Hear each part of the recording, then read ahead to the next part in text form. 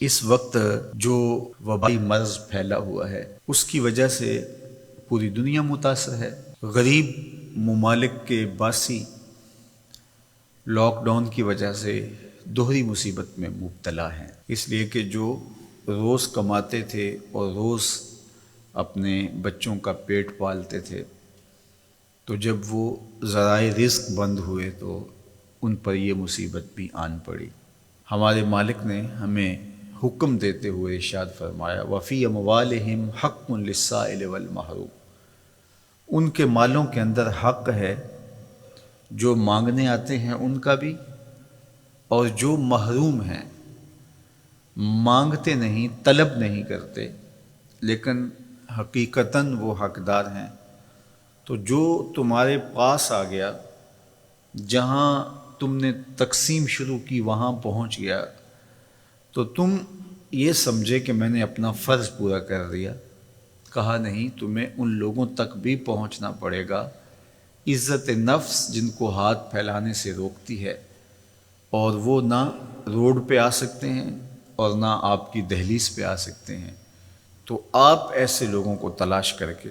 ان کی مدد، نصرت اور اعانت کیجیے۔ تو یہ موقع ہے ایسے لوگوں تک پہنچنے کا۔ ابتداً جب یہ مرض پھیلا تو لگ یہ رہا تھا کہ 1-2 ہفتوں کے بعد حالات معمول پہ آ جائیں گے۔ 1 مہینے سے زیادہ عرصہ بیت رہا ہے اور ابھی تک حالات جوں کے توں ہیں۔ مجبوراً کچھ شعبہ جات کو کھولنا پڑا اور زندگی کا پہیہ جاری رکھنے کے لیے کچھ فیصلے لینے پڑے، لیکن حزم و احتیاط کے ساتھ، احتیاطی تدابیر کے ساتھ ہم سب کو آگے بڑھنا چاہیے۔ مساجد میں لوگوں کے آنے کے حوالے سے بات چل رہی ہے۔ میں سمجھتا ہوں کہ جو اہل علم طبقہ ہے، مساجد کے کارپرداز ہیں، علماء کرام ہیں، انہوں نے بھرپور تعاون کیا ہے۔ عمومی طور پہ جب زندگی کی چہل پہل چاروں سمت نظر آتی ہے اور سارا زور مسجد پہ ہی ہوتا ہے کہ یہاں اگر 5 بندے جمع ہو گئے تو کوئی حادثہ ہو جائے گا، جبکہ مسجد کے ساتھ ایک بینک پر لمبی قطاریں لگی ہوئی ہیں اور دوسری جانب لنگر بانٹا جا رہا ہے اور وہاں 1000 آدمی جمع ہے، حکومتی امداد تقسیم کی جا رہی ہے تو وہاں ہزاروں لوگ جمع ہیں۔ ان سب کے بیچوں بیچ ایک مسجد پڑتی ہے، تو سارا زور جب اس پہ ہوتا ہے کہ یہاں اگر لوگ پہنچے تو بہت زیادہ خطرہ ہے، تو پھر لامحالہ طور پہ جذبات برانگیختہ ہوتے ہیں۔ اس لیے حکمت کے ساتھ، دانائی کے ساتھ حکومت کے کارپردازوں کو یہ مسئلہ حل کرنا چاہیے، اور علماء کرام بھی جس طرح سے تعاون کیا اور آئندہ بھی وہ تعاون کرنے کے لیے تیار ہیں، لیکن تعصب کے ساتھ، ضد اور ہٹ درمی کے ساتھ فیصلے نہیں ہوتے،